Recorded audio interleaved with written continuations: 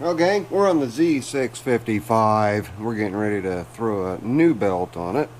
I don't know if I can show you a little bit of the new belt or not. Yeah, there it is.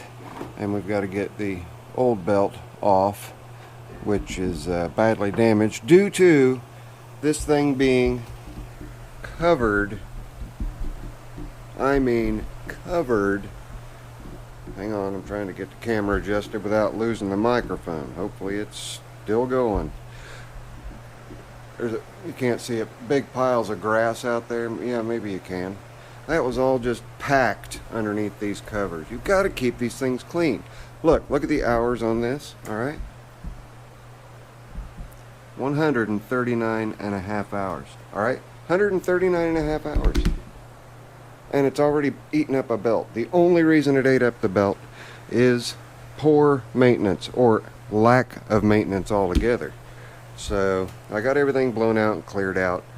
Right now I've got my Pittsburgh 1/2-inch breaker bar holding the idler pulley back so I can get the belt routed and get the new belt on. Then we'll take it out and take her for a test run before we put the covers back on.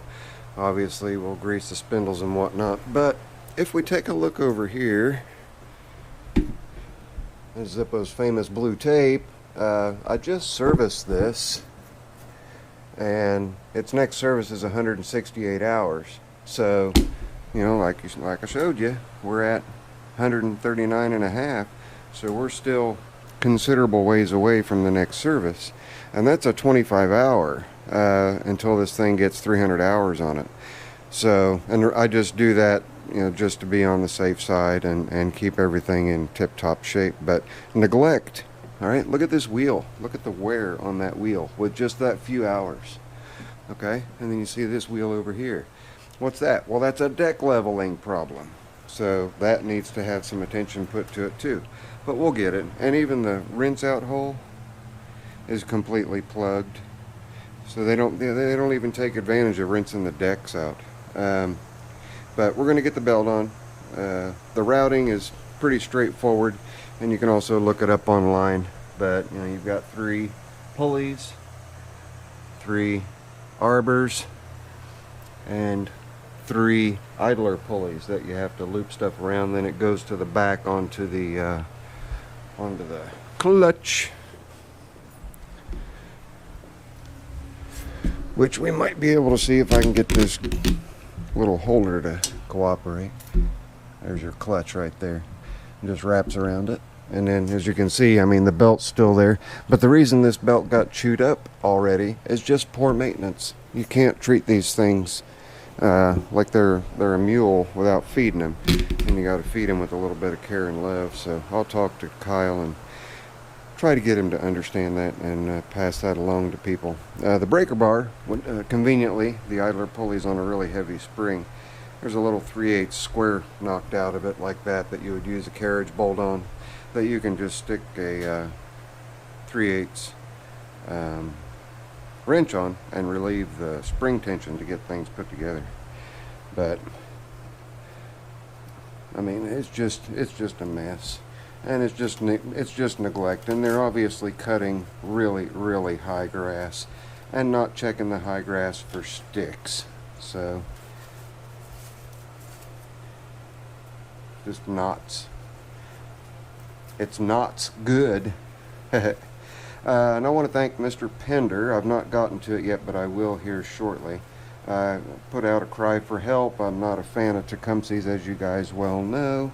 And I've got a weed cutter over here, right here, and I've got to change the linkage. Somebody was into it before me, which threw me for a huge loop, so I leaned on Bruce to send me a video clip of how to properly set those linkages up, because right now as it's set up, it has no throttle response whatsoever. Starts and runs with the new carburetor I put on it, but then now this one, we lost our timing belt, our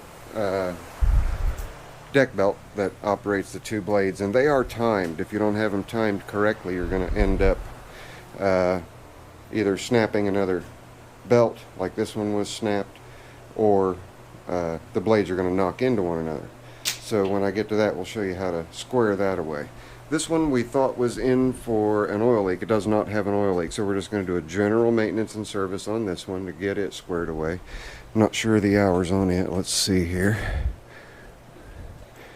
Can we turn the key on? The key is on, and we have a Deere Dornell's battery.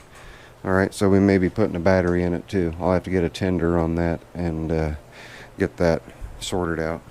And then we have this one, which has me name on it from the pawn shop to take care of. It's just an edger.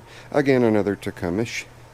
Then I have a steel 029 to look at and get running. And then this Proforce, kind of just a generic Chinese knockoff generator. It's a 3125 max, 2500 standard load that we will put some attention to and get it running as well. More than likely it's just nasty gas, and something has sat on top of it and crushed the tank, but we'll it doesn't even smell like it's, yeah, it's got gas in it. Hang on. It has old gas in it, so we'll get that cleaned out and cleared out. But we've got all that going on in the shop right now. This one is priority 1, but that's a real quick belt swap, so we're going to get that taken care of. This one, all I've got to do is pull the blower housing off, swap just one. Let me show you on this carburetor here. Okay, this is the original carburetor. The emulsion tube was destroyed by the previous person messing around with it. And he also had the fuel line on the crankcase vent and the crankcase vent on the fuel line.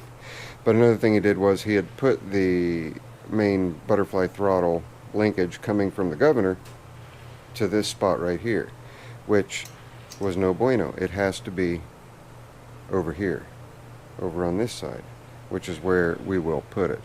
And looking at it, I can see where it was already in that hole right there.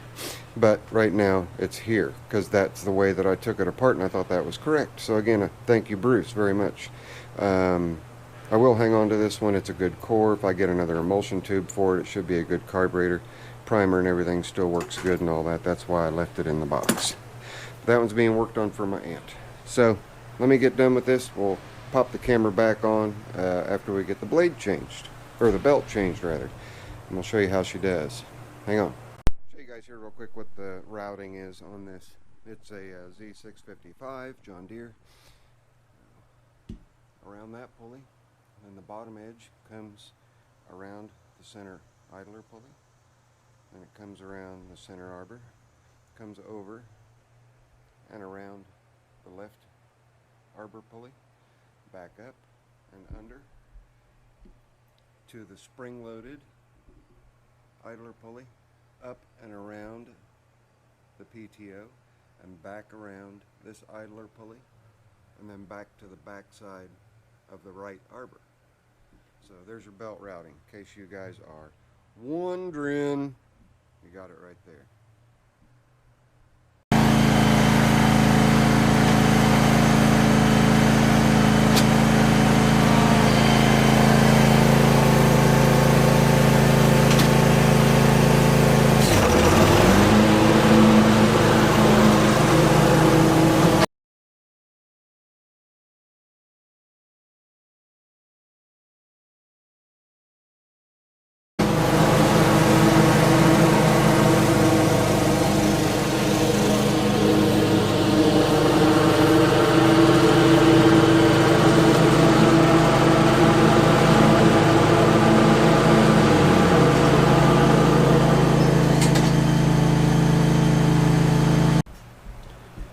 Alright, we got that all squared away.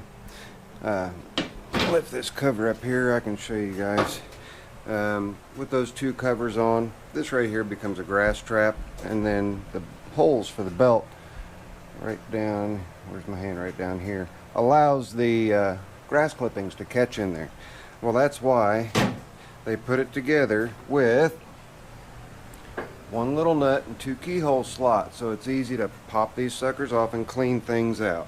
And as you can see, we've got a little bit of rain on it. I just got it done just in time before the heavens opened up on us. So got that one done.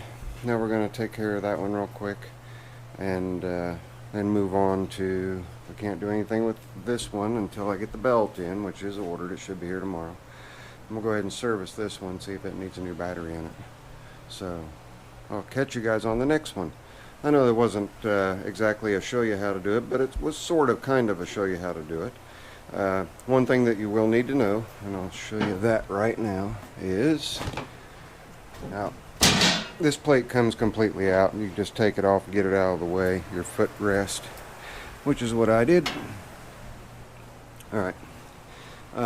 As you route the belt, you're going to run into one obstacle, and that's going to be the idler pulley that you can't see at the moment. Let's see if we can get a little shot of it here. Let me get some light on the subject. Okay, see the idler pulley there and the belt that goes on back to the PTO. That idler pulley right there, you'll need to take it off. Just remember the stack up of how everything goes. It's pretty simple. It's a shoulder spacer and then 2 washers, or 1 depending on quality standards, 1 or 2 washers, but they all get stacked on top of the pulley, and then the pulley goes in from underneath the bracket there, and then there's a belt keeper, and the belt keeper has a little divot on it, and that little divot has to go down into a hole. Tighten everything down, and then you're golden again. And then reattach that spring. That spring comes off really easy once you have the belt off.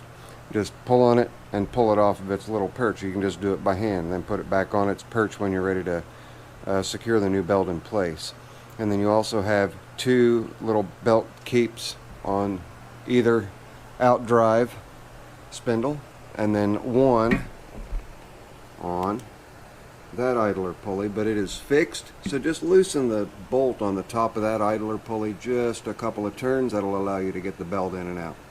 So that's pretty much it. It's pretty straightforward, and just remember the orientation there. Alright, the way that the belt goes. It's a very long belt, as you can see, and we've got her snaked out down here around on the ground. Very long belt, but pretty easy to put on. No real big headaches. Took me about 15 minutes, I guess. So you expect to take between a half an hour and 15 minutes to a half an hour to get it done for yourself. And I guess that's going to wrap this one up.